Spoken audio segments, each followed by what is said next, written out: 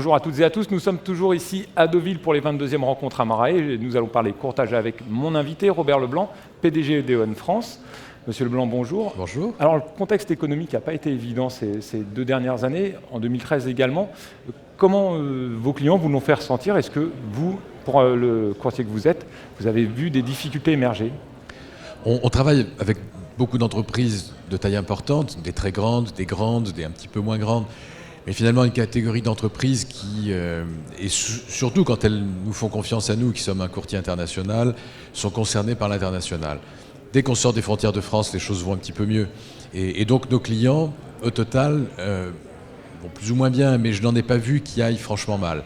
Je sais que certains de nos confrères qui travaillent avec des entreprises plus petites, qui sont un petit peu dans le bout de chaîne des sous-traitances, sont confrontés à des situations économiques plus difficiles et certains de leurs clients déposent le bilan. Nous, aucun de nos clients n'a déposé le bilan. Alors ils ne vont pas tous extrêmement bien, mais aucun ne va franchement mal. Donc c'est finalement cette extension à l'international qui permet de donner finalement des rebonds économiques ou une certaine assurance? Ben oui, parce qu'on le sait, la conjoncture française est quand même plus sombre que la conjoncture mondiale. Je ne dis pas que tout va bien partout, mais quand même, voilà, globalement, la croissance mondiale est très supérieure à celle de la France. Donc les entreprises françaises qui sont à l'international, vous savez, beaucoup ont moins de 10% de leur chiffre d'affaires en France, ont une part mineure de leurs effectifs en France, et certaines aussi ont un actionnariat largement internationalisé. Donc ces entreprises-là vont bien. Enfin, il ne suffit pas d'être international pour aller bien, il faut aussi être bien managé, mais beaucoup vont bien. Et en France, on a affaire à des entreprises, oui, qui tiennent la distance. Ce qu'on voit peut-être davantage, c'est leurs difficultés en tant qu'employeur. Je ne suis pas très optimiste sur la reprise de l'emploi rapidement en France. Je pense que ça viendra, mais il y aura un temps de décalage. Mais les comptes des entreprises sont corrects. Très bien, donc des comptes corrects. Pour les renouvellements de 2014, alors la période décembre-janvier pour E.ON France, ça représente à peu près quelle part du portefeuille en renouvellement? Il y a plus de 50% qui est à échéance 1er janvier. La deuxième grosse échéance, c'est le 1er juillet.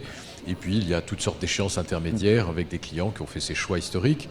Donc, plus de 50% du portefeuille. Donc, pour nous tous dans le marché, c'est quand même le grand moment où on peut comparer les choses une année sur l'autre et voir quelles sont les tendances de marché. Les tendances, vous les connaissez, hein, c'est toujours des capacités très importantes disponibles, des capacités plutôt en croissance. Et donc des prix qui sont relativement bas en général. Alors on sent un peu plus de nervosité chez un certain nombre d'assureurs sur les entreprises qui ont connu une mauvaise sinistralité, et donc il y a un peu plus de tension dans certaines affaires. Mais la tendance générale est la même que sur les années précédentes. Et pour E.ON France, alors cette tendance, ça a été bon, cette période de renouvellement? Pour nous, elle est bonne en ce sens que oui, nous gardons bien nos clients et nous faisons des affaires nouvelles, donc on remercie tous ceux qui nous font confiance. Et ils sont de plus en plus nombreux, c'est ça qui compte. Voilà, c'est une entreprise commerciale, il faut qu'elle grandisse. Et la seule manière efficace de grandir, c'est d'avoir plus de clients qui vous font confiance. Donc ça a été le cas. Moi, je peux vous dire, la croissance d'E.ON France, elle est de plus de 5% par an en 2013, comme elle va l'être en 2014, puisque dans nos métiers, vous savez qu'on connaît le chiffre d'affaires de l'année quand l'année commence, où on le connaît déjà avec une très forte probabilité. Et donc voilà, on est sur une tendance à plus de 5% sur ces 2 années, 2013 et 2014. Alors vous avez commencé à l'aborder, 2013, ça a été une bonne année pour le groupe? Pour le groupe, ça a été une très bonne année. Et pour la France au sein du groupe aussi une très bonne année, avec cette croissance qui, à mon avis, est une des plus élevées dans le marché français. On ne connaît pas toujours bien les chiffres des autres. Et à l'intérieur du groupe E.ON, là je les connais, et c'est la plus forte croissance des pays européens chez E.ON.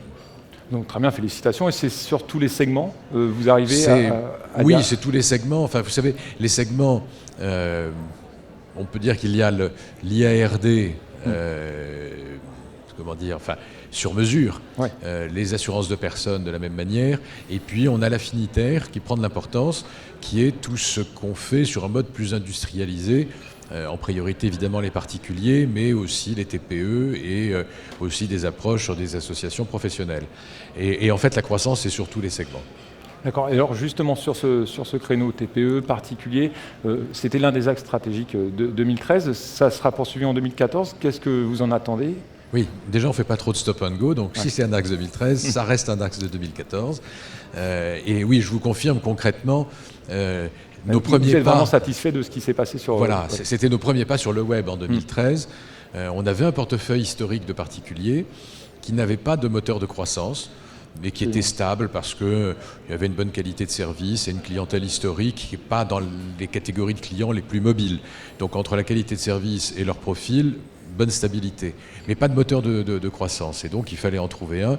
Le plus naturel aujourd'hui, c'est le web. C'est très accessible à condition de bien faire les choses, mais c'est à notre portée en tout cas. Nous l'avons fait et le succès est au rendez-vous, avec un produit bien positionné sur les comparateurs. Et donc, alors, les internautes continuent de souhaiter un moment décrocher d'Internet. On fait peu d'affaires, je ne sais plus le pourcentage, mais c'est à peu près 20% d'affaires qui vont jusqu'au bout du paiement en ligne. Dans 80% des cas, le client a besoin d'interrompre le processus et d'entrer dans un contact humain. Ah oui, en France, ce qui est sympathique, mais ça change un petit peu le processus. Oui, c'est vrai qu'en France, c'est comme ça. Donc pour vous, véritablement, un vrai moteur, enfin vous avez vraiment retrouvé sur ces portefeuilles un vrai moteur de croissance. Ah oui, le portefeuille est reparti en croissance, le portefeuille de particulier, le reste était en croissance, mais le portefeuille de particulier est reparti en croissance grâce à ce produit sur le web. Et alors, on a moins d'1 an de recul, on connaît moins bien ce profil de particuliers que celui de nos clients historiques. On est à peu près certain que ce sont des clients plus mobiles et que le taux de fidélité sera un peu moins bon que sur le portefeuille historique. De combien, c'est ce qu'on verra quand on aura plus d'1 an d'expérience. Et c'est un segment sur lequel vous pouvez être agile, c'est-à-dire que si vous voyez que la sinistralité dérape ou si vous avez besoin de prendre du recul, vous pouvez rapidement oui, c'est quelque chose de très facile à gérer. Il n'y a pas de lourdeur de quelque chose d'engagé qu'on ne peut pas piloter, donc on peut tout à fait réagir. Très bien. Pour finir, l'année 2014 et 2015, un peu plus loin, vous les sentez comment, le contexte économique et comment... Sur le contexte économique ? Sur le contexte économique et pour Aeon, en fait, les répercussions Aeon en France. Écoutez, moi je suis une nature optimiste sur le contexte économique. J'ai tendance à penser, sans croire non plus que ça va aller très vite, mais que le pire est derrière. Je pense qu'il y a une prise de conscience de tout le monde, qu'un certain nombre de mécanismes ne se discutent pas. Et qu'il faut en tenir compte pour avancer. Et quand je dis tout le monde, je crois que c'est aussi bien l'opinion publique que le gouvernement qui a fait des annonces qui vont dans le bon sens. On attend évidemment des actes, mais il vaut toujours mieux une annonce qui va dans le bon sens qu'une qui va dans le mauvais sens. Et donc, moi je pense que le pire est derrière, sans parler de la conjoncture mondiale qui aussi est plus porteuse. Donc je pense que les choses devraient plutôt s'arranger. Et je crois aussi que si chacun en est convaincu, ça entraîne effectivement, le mouvement entraîne le mouvement.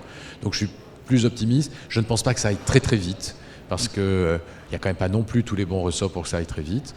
La consommation va un peu piétiner quand l'investissement va repartir. Donc il n'y aura pas tous les facteurs réunis en même temps pour que ça reparte très fort. Mais je pense encore une fois que le pire est derrière. Robert Leblanc, donc une mentalité un petit peu à l'américaine.